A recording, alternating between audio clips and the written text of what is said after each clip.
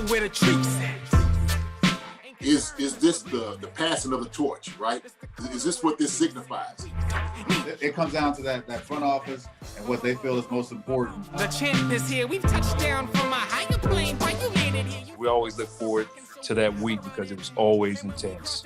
You know that we ain't coming back. We about to. The man, the myth, the legend, Dante Hall. My favorite player growing up was Dante Hall. I love you guys in the show, but Dante was my guy. Get to dashing because you done on the Warfield.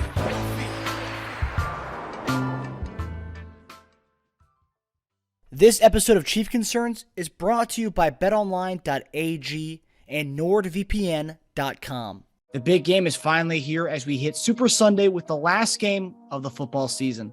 As always, BetOnline has you covered from odds, scores, totals, player performance props to where the next fired head coach is going to land. BetOnline is the number one spot for all things NFL betting in 2022. And it's not just football. BetOnline's basketball, hockey, boxing, and UFC odds coverage is the best in the business, from sports right down to your favorite Vegas casino games. BetOnline is your number one online wagering destination. Head to BetOnline today or use your mobile device to sign up today and receive your 50% welcome bonus on your first deposit. Just use our promo code BELIEVE, that's BLEAV, to get you started. The fastest and easiest way to wager on all your favorite sports and play your favorite games. BetOnline, where the game starts. Hey there, Marcus Dash here, co-host of Chief Concerns. At the conclusion of this episode, please make sure to like and subscribe to our podcast right here on YouTube. And for all you listeners out there, please be sure to give us a 5-star review on any of the platforms you use to listen to us. I want to thank you all for listening to us throughout the season, and we look forward to engaging with you all throughout the offseason. Enjoy the episode. Hey guys, welcome to another episode of Chief Concerns, our first episode of the offseason. Last week was more of a recap of, that AFC Championship game, which we're not going to talk about. But how you guys doing? You guys watching the Winter Olympics at all? Nope. I've been watching basketball every night. So, Yeah, I've gathered on a little bit of seeing some of the Olympics. I was at the cross country skiing. Watched a little bit of that, man. So it's always good. Sometimes you forget these things are on, right? But yeah. But other than that, I ain't really watched none. I try to watch some basketball. Somebody asked me if I watched that the Pro Bowl. If I watched any of that, the debacle. I'm like, I didn't even watch any of that either. Hell no, man. Look, I ain't watched that in about 7 8 years, to be honest with you, for real. So as soon as it turned into a flag football game, I was out. Yeah, apparently the showing this weekend, just based on what other people's tweets, I didn't watch it either. Apparently it looked pretty bad this year. Like the guys really weren't paying attention, like really into it this year. No one was really tackling or anything, which I get. No one wants to get hurt in the Pro Bowl. I understand that. The skills challenge was fun. Did you guys watch the skills challenge? Nope. No? I didn't watch any of that. I wanted to watch that. But look, man, here's the thing, though. Back in the day, and I remember it's like in basketball, we used to watch the All-Star games. These guys, it was all about, bragging rights. Had the Kareem and them guys who was out there when they was balling, the All-Star game, them jokers was looking out there, man, to get like, look, I'm going to talk this noise all off season with these guys. We got the best of them. And now, I get the whole point of guys making a whole lot of money. You don't want to do it. So, what do you do? So I give, if it's something for the fans, fine. But as far as like, man, a football guy, like in real football, nah, man, I'm out of that. I could do without it.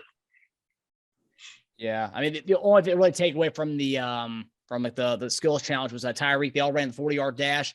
Tyreek kind of didn't really run it. He was one of the 4 contestants, but he kind of, right when they blew the whistle, he kind of like jogged it off. And Micah Parsons ended up beating Nick Chubb out for the other 40-yard dash.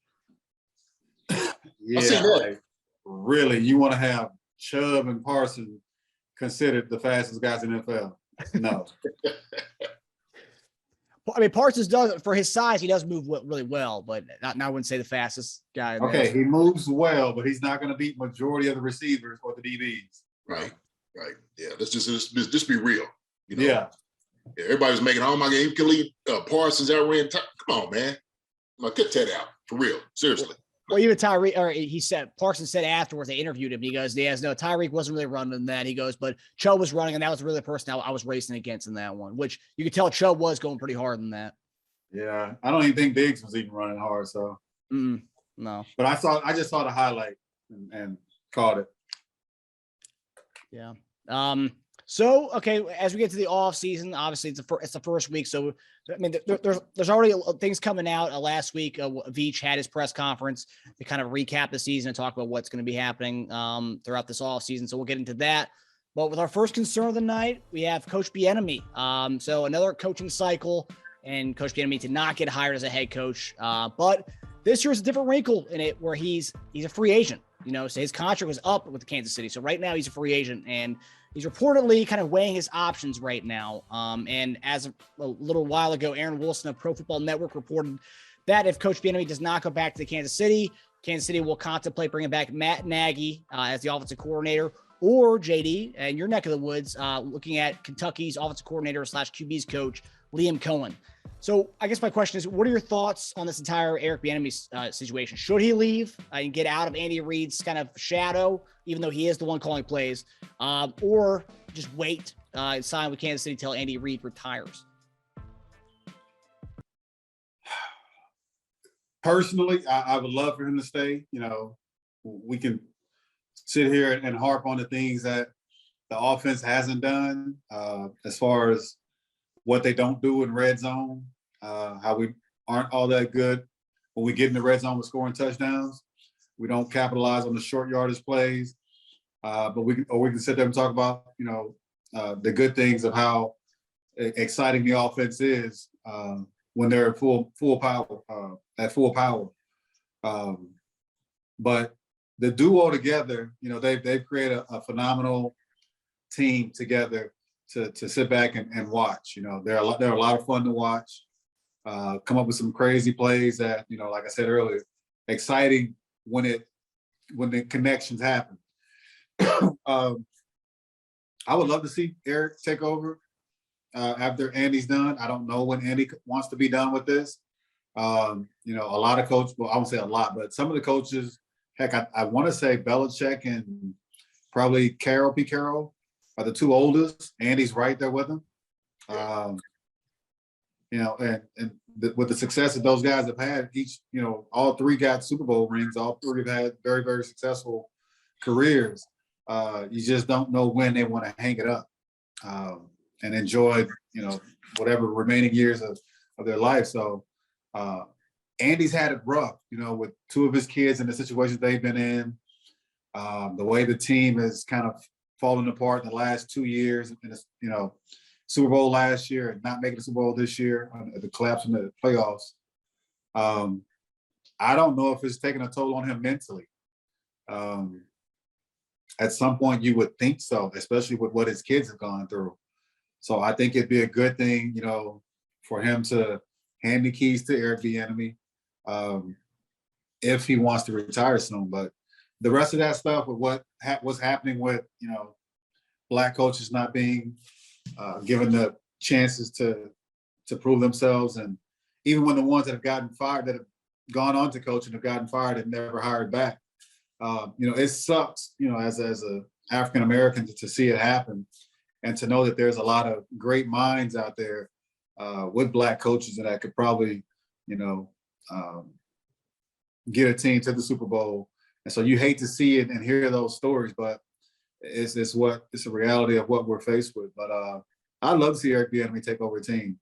If it's not Kansas City, then definitely somewhere else. So glad to have him back this year. Like you said, if Andy wants to retire soon and let him take over, I think majority of us will be happy with that. Yeah, kind of my input on this is, with EB, he without a doubt deserves to be a head coach somewhere.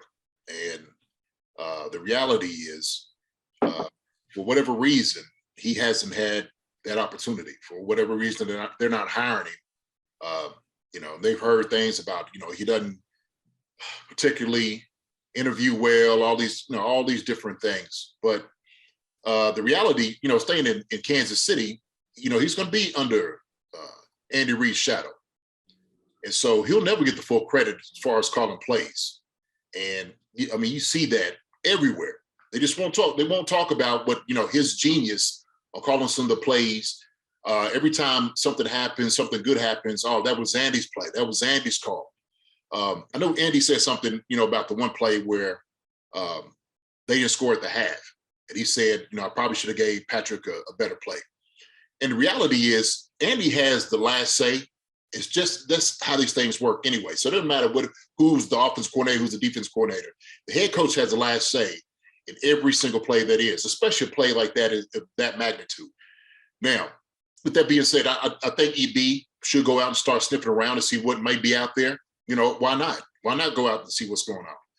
Like E was talking about, just kind of, piggybacking off that, when you talk about some of these opportunities, that some of the teams that was out there, what was a good job? Some of the good fits said the good jobs that EB could have been at least potentially gotten have been gone. They've already been, given up to other guys. And so I don't know. EB, I would love for him to stay in Kansas City. And Andy, like you said, handed the keys over to EB, but there's no indication that Andy's ready to go anywhere.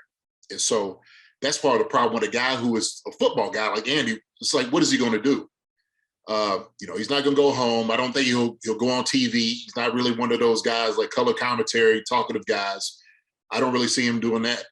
So, yeah, he can go, to his family, but I think him being a head coach gives him solace.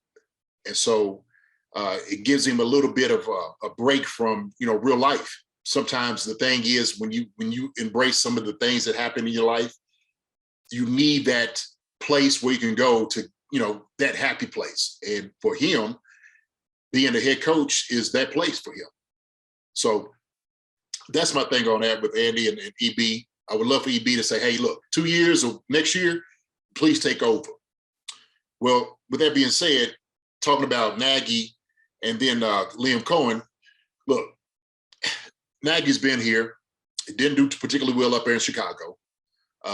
Did a great job with Alex Smith and those guys with the offense, right? But he was still like, and he was one of those guys, him and Doug Peterson, well, they called plays when he's here. Well, did they?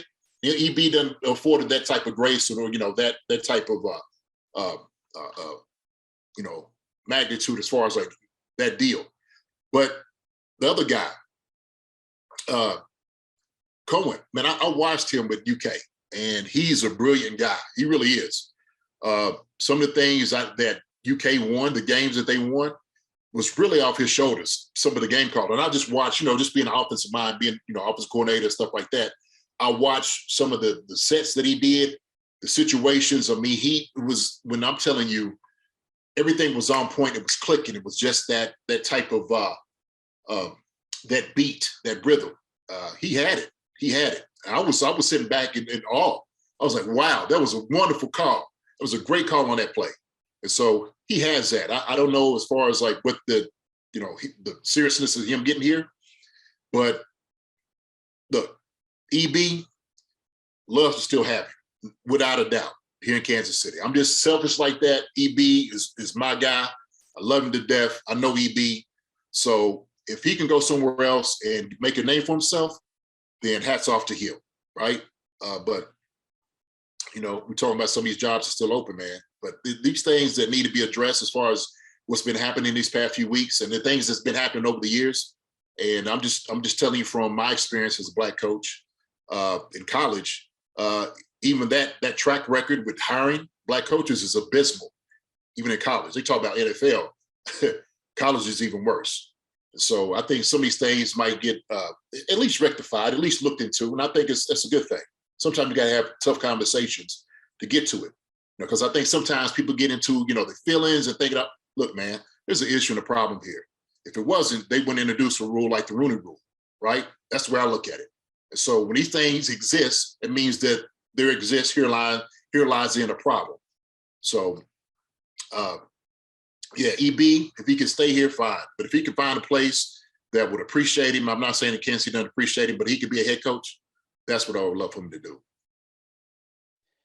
I guess for me, because hearing people talk about, maybe he should get out of Andy Reid's shadow and go to, say New Orleans, for example. That's a place he interviewed for the head coach position. He goes to New Orleans. That's not really a sexy offense. I mean, what if they go there and they're not good? They're 5-11 team. Their offense isn't good. I mean, is that going to be a reflection on him, or he could stay as being Andy Reid's, protege, as the offensive coordinator here with one of the best offenses in the league? He may not get the full credit, but his team will always be good. The offense will always be good. I mean, I guess I just don't see the sense in him going elsewhere to be an OC, the same exact position. Yeah. In New Orleans, man, that offense is decimated now with everything that's going on with Kamara too. I mean, you really don't have any weapons, man. I mean, it's you're talking about a bad situation. Quarterback wise, I mean, who you got there? Jameis Winston gonna come back from the tear and whatnot. I mean, he may not be the same guy. So that's just gonna be a tough situation altogether, man. We're talking about he's using Scotch tape to put an offense together down there, for real. So I agree with you on that, for sure. So if you could stay somewhere where you got a contention for a Super Bowl, stay there without a doubt. And look, and maybe behind the scenes, they might be talking. They might be like, look, EB, you stay here. Andy's talking about leaving next year. This is going to be yours. So we don't know what's going on behind closed doors as far as these deals. Yeah. I mean, I guess, are you guys surprised he's mulling his options? I guess that's my question. Are you surprised he's mulling his option as potentially go somewhere else and be the same position? Okay. Well, am I surprised? No, I'm not at all. Because the thing is, it's been the talk. It's been a conversation. The conversation has been, EB's not getting the credit that's due to him. He's just not. And so, like I said before, Andy, is he really calling the plays? When Andy, kind of spoke for him, like, look, man, he's the one calling the plays. Is that him just kind of, trying to, do a favor for EB? And when you see EB up there, you can see him calling the plays. You can tell it. I could almost kind of see the difference in play calling when it comes in. Maybe if like Andy says, like, hey, okay, whatever this. But EB is just running things through him like, look, man, what do you think about this play? What do you think about that? And so they all got to be on the same page. I mean, that's just how, coaching goes. It does. The head coach he's in offensive meetings. He's in defensive meetings. He's talking to his coordinators. He wants to know what's going on. He's not oblivious to things that's happening. He's right there. He's got him right there in the ear. So if it's something he don't like, he's like, hey, man, I don't really like that. Hey, EB, what do you think about this play? So it's just the fact that EB is there with Andy. It's always going to be those things because, it's just kind of like those, the tropes being put like, oh, well, he's not really the guy. It's bogus, man. It's bogus. I hate when people say it because he is calling the plays. Yeah. It's tough either way.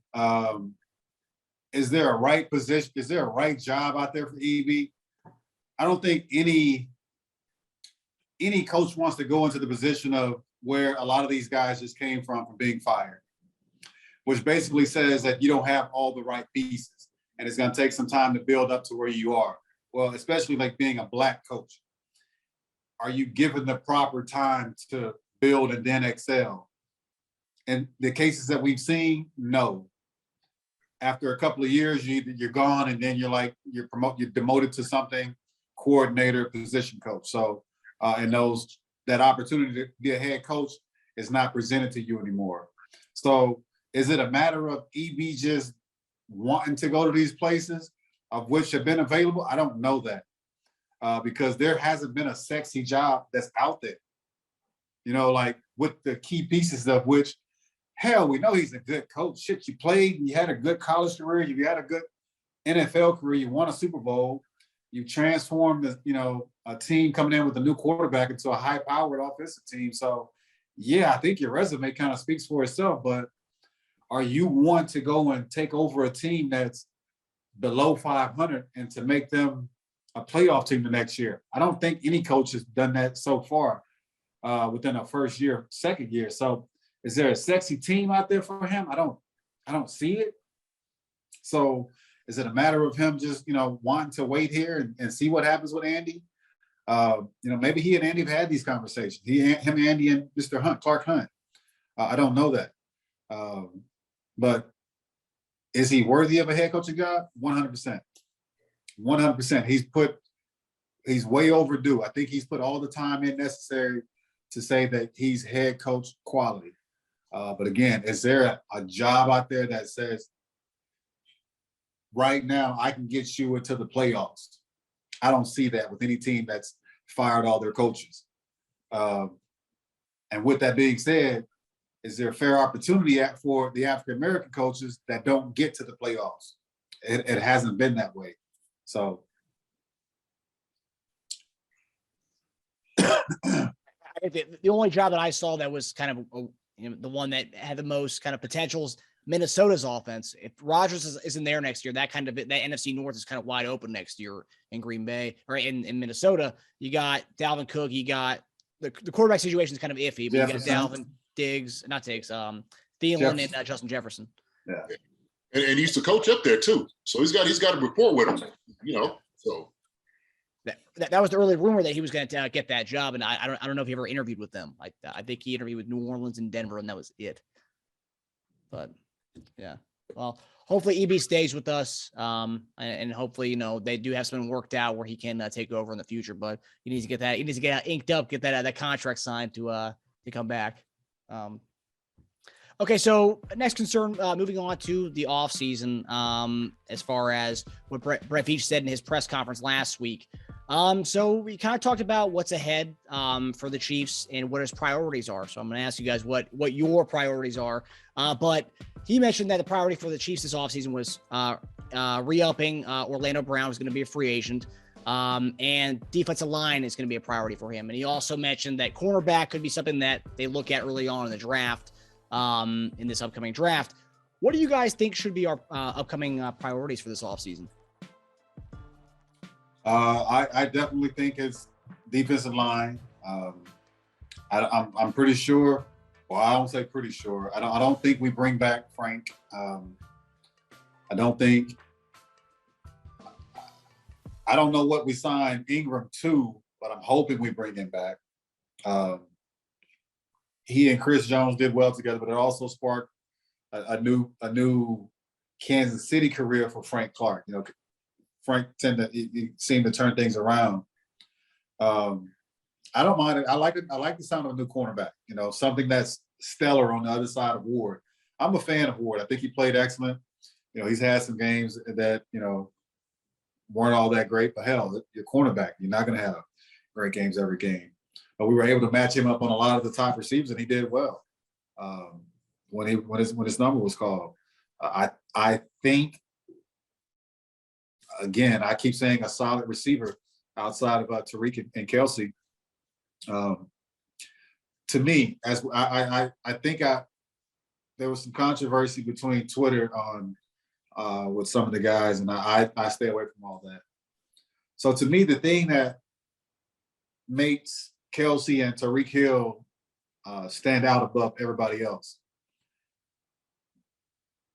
they're big-time playmakers. When you get the ball to them, plays are made. Yeah, you're going to have a drop or two.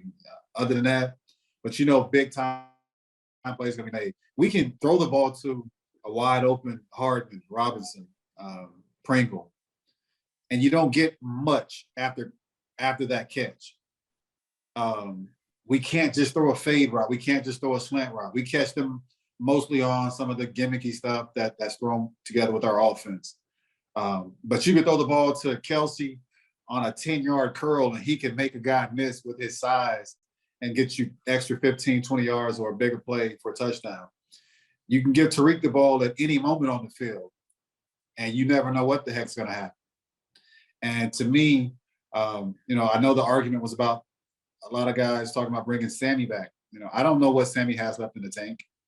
And Sammy was much of a possession guy for us. Yeah, he made some big plays, but was he the playmaker for our offense? No. I like the guys that you could throw the ball to, and all of a sudden you get a 20-yard catch turns into a 70-yard run like what Jamar Chase does. Or even like the young guys at Denver or some of these other young playmakers. So to me, the guys outside of Kelsey and Tyreek Hill, they're not those type of playmakers. They can catch the ball, they can run the routes, but they're not that playmaker. So to go and get another young guy to be that playmaker, I would love to have that. And then just like I said, tidy up that defensive line. I think we can tag Brown, right? Yep. So tag him, renegotiate a couple of the guys that have the really big contracts where we have money. Shit, probably get somebody big on the free agency market. Yeah, I think you're right there. I'm right there with you. Priority definitely got to be defensive end, pass rush, D-line. I'd even look for probably another linebacker. That defense, you got to do something with that defense. You get a corner. I think you could get a corner probably late in the draft. Maybe get a guy maybe from a different team. Maybe wouldn't cost you a whole lot to get him, but somebody wants to come in hungry and compete. And I like that whole tagging Orlando Brown Jr. I do tagging him offensively. Shoot, you need a number two. You need a guy. I think you go free agency. I don't think you draft a guy. I think you go free agency. You'll get it. That's what you have to do. A solid guy that you know is going to go get some catches, going to get some yards. It's going to tear. I'm going to cut you off here. Not just cut you off. Do you think Juju is the guy we can bring in? Because Juju isn't even that big of a playmaker in Pittsburgh. Yeah, you know what, Juju, he'll bring something to offense, but I need somebody a little bit more explosive. They need somebody, I think. Juju, I think Juju, he'll come in, he'll be a guy. I think he'll disappear. To be honest with you, I don't think he won't fulfill that role like you want him to, right? And then the thing is, because when AB left, he was supposed to be the guy, and all of a sudden that fell apart. You could pretend to try to be something that you're not, right? And then all of a sudden, hey, look, man, it just didn't work. And so those young guys came in and they showed him what was up. So Juju, I think, is just a guy, but you got to go get a real dude that I think is going to be like a barn burner that's going to threaten defenses. Like you saying, like, look, we got to make sure we double this guy on some of these things too, right? I mean, he's got to be a real threat as far as offensively. But yeah, man, I think that's your main action is going to be on defense. Definitely defensive end, defensive lineman. I see some defensive linemen, man, from the Senior Bowl that might be able to, they look good. I think you can draft a guy that's hungry. I think there is a kid, man, from Houston. I seen him, man. He's a little light. He kind of reminds me of Chris. He's about 275, 280. He can play a 3 technique. Lightning fast, got good hands. I can't think of his name right now, but I looked at him and said, man, he'd be good here with the Chiefs. So I think it's your concern, man. Yeah, defensive end, D-line. Linebacker, you got to get somebody, man. You have to kind of move that way. And they said we better with cap space than everybody says we are. So I don't know. So we'll see. We'll keep talking about it. Depending on what we do with Frank Clark, we can save some money there. And then apparently if Mahomes does, I guess, takes a signing bonus or converts his money into a signing bonus or something, then he can kind of transfer that money. It would free up about $21 million this year, but it would also, for the next 3 years, the cap hit would be much more expensive compared to if you were to do that this year. So we could free up a lot of money. That's what it sounds like. And then we've also, like what you guys said, you talk about there were some of the explosive receivers. We're linked to 2 of them already, Juju being one of them, then Odell being the other one. So, I mean, that's conversations we can have as the offseason continues, but those are 2 guys that we are linked to already. And even Brett Veach actually mentioned Odell Beckham during his press conference, talking about how that addition really helped them, helped the Rams when Robert Woods went down. So if he's talking about him in his final presser for the year, then, that obviously somebody on his mind. But okay, so final concern tonight. Okay, so since the AFC Championship game, this guy Eli Apple has been on a lot of Chief fans' shit lists. I would say he's talked a lot of crap about our team, the Chiefs, after the game, mainly towards Tyreek Hill, and then he's just shared a lot of stuff. But this week, he provided some more insight on how they came back in that game. He was talking about how predictable the offense was. The quote was, they got cocky. They wanted to pass. They wanted Mahomes to have the ball in his hands to get rid of us. We knew the concepts that were coming at us before the snap. We had a tell of what they were going to do, and that was about beating their guys to that spot and competing for the ball. Our D-line played really great in making sure he wasn't comfortable in the pocket when he was trying to scramble and stuff. They're one of those teams that they know what they want to do, especially when they're in drop back mode. There's only so many things they can do with those different sets, end quote. So I guess my question is, we kind of talked about last week's game and all, but what does that quote kind of say to you about our offense being predictable? And what we kind of talked about that in a way, but what did that quote say to you about what happened 2 weeks ago?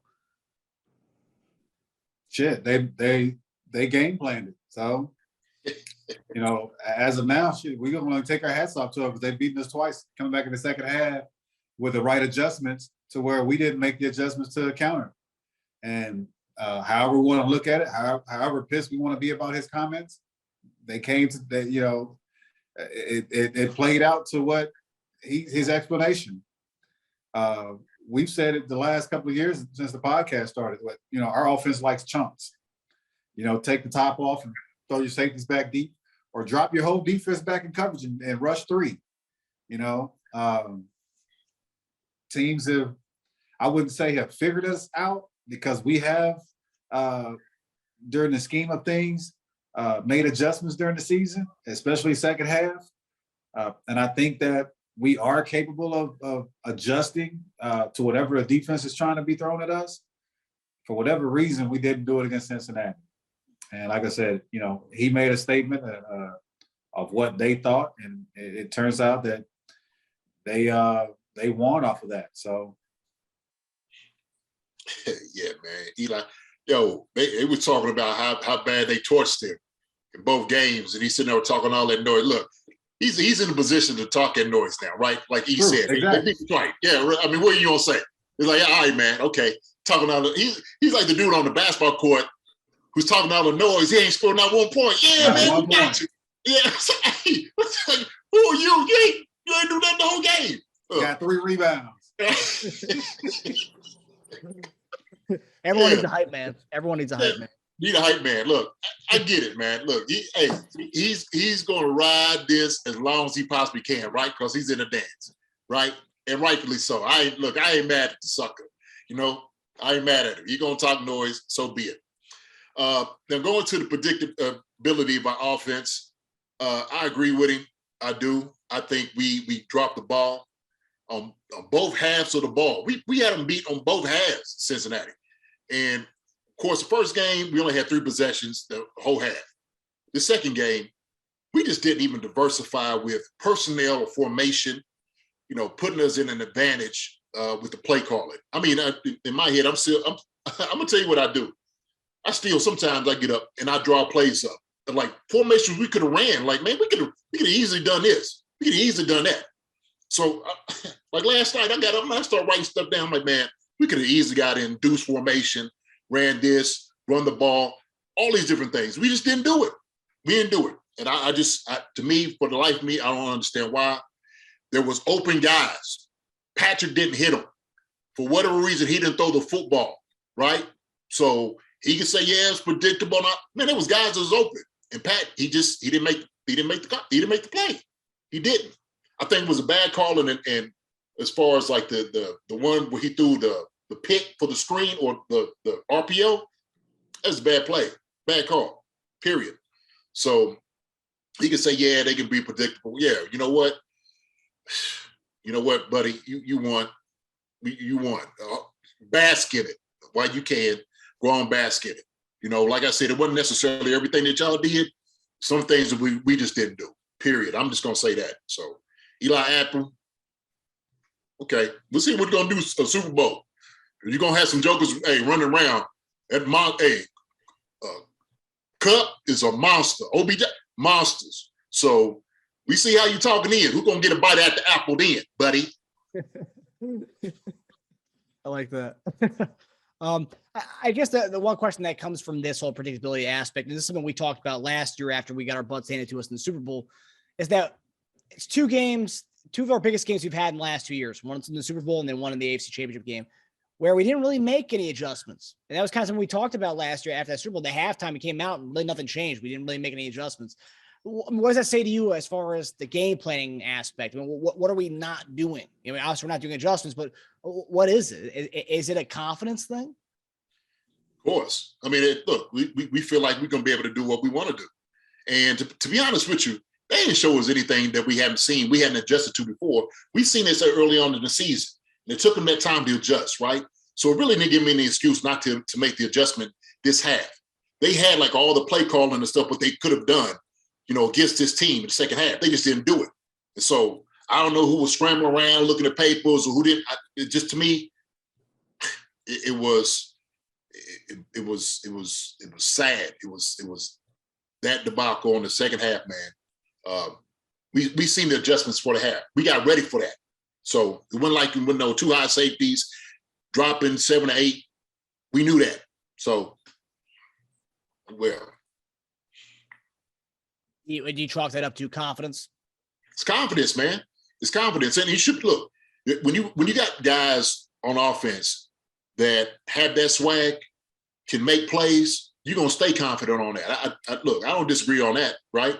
I mean, look, you torched him for 21 points in the first half. Could have ended up getting another touchdown going up to 28, but you didn't. And so when the first half, when it looked so good, you think, man, this team ain't stopping it, right? It is confidence. So that's it. Yeah, I'm not 100% sure on what it is, man. It's just, as a fan and a former player, it's disappointing. That's what I'm going to say. 100%. What's more important than peace of mind? Nothing. And that's what NordVPN is here for, to give you peace of mind while you are online. And with all of the threats that you face today on the internet, it's more important than ever to be sure that you have the best VPN you can get. NordVPN is the world's best VPN service, offering the fastest connectivity, most servers, and next-gen encryption to make sure that everything you do online stays secure. Plus, you can use NordVPN on all of your computers and devices, no matter the operating system. With NordVPN's unlimited bandwidth, you never have to worry about a slow connection either, and plans start at under $4 per month. So grab your exclusive NordVPN deal by going to nordvpn.com/believe or use the code BELIEVE. That's BLEAV to get up to 70% off your NordVPN plan, plus 1 additional month for free. It's also risk-free with Nord's 30-day money-back guarantee. As we wrap up the show, obviously we're not in the Super Bowl this year, so we're not that connected to it. But it's Super Bowl Sunday, so everyone's got to pick this game. Who do you guys have in this one? I believe the Rams are a 5-point favorite. Last I saw, 4-point favorite. Gentlemen, I mean, I'm gonna stick with the AFC. Team has beaten us twice. I know a lot of people on Twitter are wanting to root against them just because they beat us, but I'll support the AFC team. Yeah, Cincinnati's right up the street, man. I was a Bengal fan growing up. Kenny Anderson, all those guys. Icky, real well. Played with a lot of guys in the golf and stuff. So, I like to see that, man. I like to just see a good game. So that's what I'm rooting for. I'm rooting for a good game. That's what I'm rooting for. So I wouldn't be mad if whoever wins, to be honest with you. I wouldn't even care. So I ain't betting. If I bet, then I'll make my pick. If you were to bet on this game, would you go with the Rams? If I were to bet on the game, I think the Rams, I just think they got the nod. I think they got the talent. I think with the D-line and defense, it's going to be trouble. That's what I think. I think Aaron Donald is willing himself, and he's willing the guys around him to win a Super Bowl. I think he's going to put it on his shoulders. So that's how I look at it. I just, Cincinnati, they got some great talent on offense. It's going to be tough, man. Defensively, trying to stop them, man. So it's going to be a close game, though. It's going to be tight. And I think for me, I think the Rams are going to win, and I want Stafford to win a ring. I think it's his time. I think it's Matt Stafford's time. Burrow is going to have his shot plenty for the next couple of years, but I think Stafford, it's his time to shine. Yeah, and plus, something we talked about when we didn't capitalize 2 weeks ago, our pass rush wasn't getting back there, and this is a different animal compared to our pass rush. So, Yes, Yeah, sir. you got two dogs on that defensive line. Von Miller might be old, but he still got some bite in him. Yes, sir, Reed. Yes, sir, Reed. Well, I hope you guys enjoy it. If you guys are doing any Super Bowl parties or anything, I hope you guys enjoy it. And I hope everybody out there in Chiefs Kingdom enjoys the Super Bowl. Although I've seen a lot of people on Twitter saying they're not going to watch Super Bowl because they don't want to see the Bengals. But I think everyone should enjoy the Super Bowl and enjoy it. You know, it's just a game. I'll be tuned in. Yeah, come on, man. Yeah, come on, look, it's football. Yeah, look, Yeah. I understand the team don't win. That's one thing, man. But look, football is football. You enjoy it. Just watch compete, man. Why not? True. Yeah. Hey, watch it just to go see Dre and them get at it. You know what I'm saying? That's what I want to see. I want to see a halftime show. All them jokers, man, open it up on the West Coast. We say, let's go. Dre and them go get it. That's what I want to see. I want to see a halftime show. All right, fellas. Well, that does it for us. Thanks for tuning in to Chief Concerns presented by BetOnline. We'll see you guys next week as we get in more and more in depth into the offseason. Good night, fellas.